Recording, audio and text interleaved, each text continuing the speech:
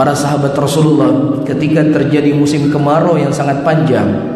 Di zaman Umar bin Khattab radhiyallahu taala anhu, Umar berkata, dulu ketika Rasulullah SAW masih hidup, kita mendatangi Nabi dan meminta kepada Nabi agar beliau berdoa kepada Allah agar Allah menurunkan hujan kepada kita. Hari ini Rasulullah SAW sudah wafat. Kata Umar, wahai Abbas, bangunlah, berdirilah, mintalah sama Allah Subhanahu wa taala agar Allah menurunkan hujan kepada kita. Umar enggak berkata, wahai Abbas, silakan Anda mendatangi kuburan Nabi. Kuburan Nabi dekat dengan kita, mintalah sama Nabi di kuburan beliau. Tidak ada.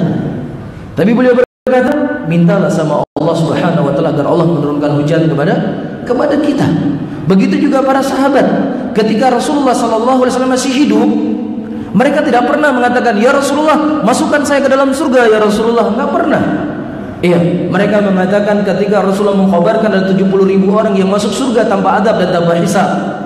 Kemudian kata mereka, ya Rasulullah, ud'ullahu li an akuna minhum. Ya Rasulullah, doakanlah kepada Allah agar aku termasuk dari 70.000 orang yang masuk surga tanpa adab dan tanpa hisab. Kemudian kata Rasulullah, anta minhum, kamu adalah bagian dari mereka.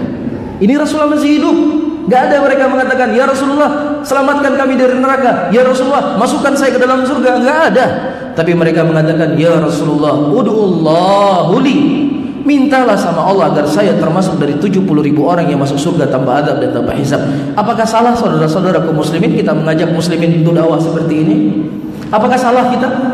Apakah salah ketika kita mengajak muslimin untuk beribadah hanya kepada Allah, memohon hanya kepada Allah, berdoa hanya kepada Allah Subhanahu wa taala, jangan berdoa kepada selain Allah? Apakah salah dakwah seperti ini? Apakah dakwah seperti ini keliru?